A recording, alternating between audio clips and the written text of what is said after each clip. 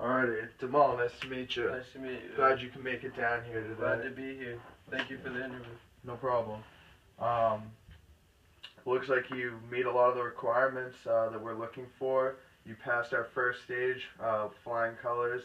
You have a bachelor's degree in rec management and policy from UNH. Yep, I got it at UNH. Took me 4 years. It was a great program, and what I love about their program is not only do you learn in the class, but they have a lot of opportunities for you to work out in the field, get experience in. I was also able to be certified for CPR going to that school because they have a class for that. So that's it was perfect. great. I think it was a great decision for me. Well, the CPR certification wasn't a prerequisite for us, but that definitely looks good. You have 1 to 3 years experience within our recreation program or management supervision position. Do you want to explain that?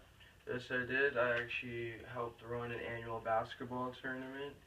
There was a lot of recruitment of volunteers and staff for that, promoting, marketing, budgeting. We had to get sponsors. So that turned out to be very effective after we did our evaluation. Okay, so you worked for this annual basketball tournament. What was like some of the things you guys would do to promote, market, advertising? Well, first we sat as a group and decided what our best market population would be.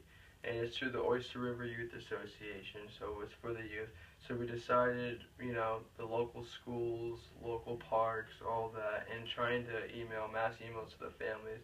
So we promoted mostly by flyers, posters that we put up around the Oyster River Middle School, the high school, and the local parks of that community. Alrighty, awesome.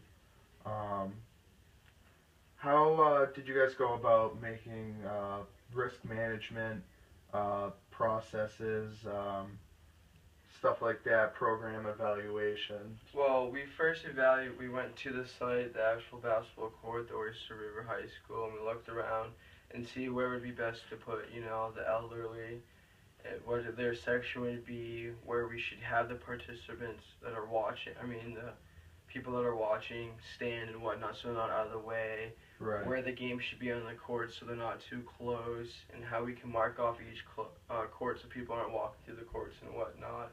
It was really just going there and evaluating it as a group. Awesome, perfect. How would you deal with a confrontation between two campers? I would get a few of my staff, probably 2 of them, and I would help, split the 2 campers apart, and I would like to talk to each one individually to hear out their arguments, sit them down, and have them feel like they're being listened to. And then after that, ask both of them if there can be any solution, and see if there's any way we can help them as a staff, with my staff and volunteers. Perfect. How would you deal with a parent that seems too incoherent to drive their child? Well, that's definitely, a huge risk, definitely for our organization, but also, we feel for our participants and our consumers. I, myself, would pull the parent away and talk to them one-on-one, while one staff member would call the officials, and I'd have 2 staff interacting with the child to make sure, they're kind of oblivious and they're having fun, while I can talk to the parent personally to see what's going on and handle the situation. Perfect. How might explaining the rules to campers be more effective? So, other than just, explaining to them verbally the rules of the game, how might you better demonstrate or I think explain being to them? effective in a program goes more than what you post on your websites or hand out. As the campers come in, I would relay all the campers. We'd post around camping meeting here at this point, and I'd pull together my volunteers, and I'd put on, I wouldn't say a show, but a demonstration, not only so that campers understand the rules, but also kids can see the message too, and hopefully that would enhance, the camping intrinsic value during the week or weekends that people are camping. Awesome. Why did you leave your last job? Well, I was ready for some structure in my life, a full-time job, a routine, something where, I feel I have more power, I feel more important to the organization, and not something not some just handyman or just working in management. You know, something that also is really helping the community. My past job didn't really help the community. It was more about the money, and I want something that ties to the community, just like this job does around Durham. It's good to hear. Tell us why you feel you should have this position. Because I'm a very organized person, I can handle tedious things very well.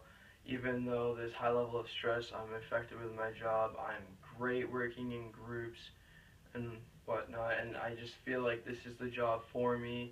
It's a role, it's a routine, and I feel I fit that role perfectly.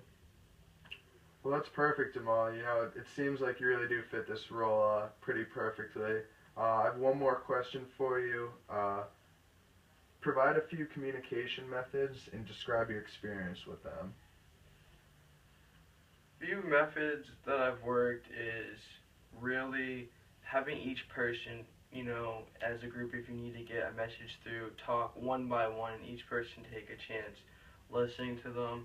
Also, I think memos are great if you can get them out easy. They provide the information directly and speedy to the right person, so I like the use of, you know, quick mass emailing.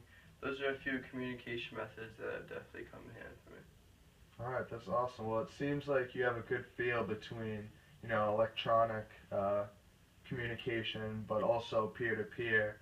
You have a good open posture. You seem comfortable, and you seem honest and genuine. So, I'm glad to have meet you today. Thank you very much I'll for let you this know opportunity. real soon. Yeah, absolutely. Definitely.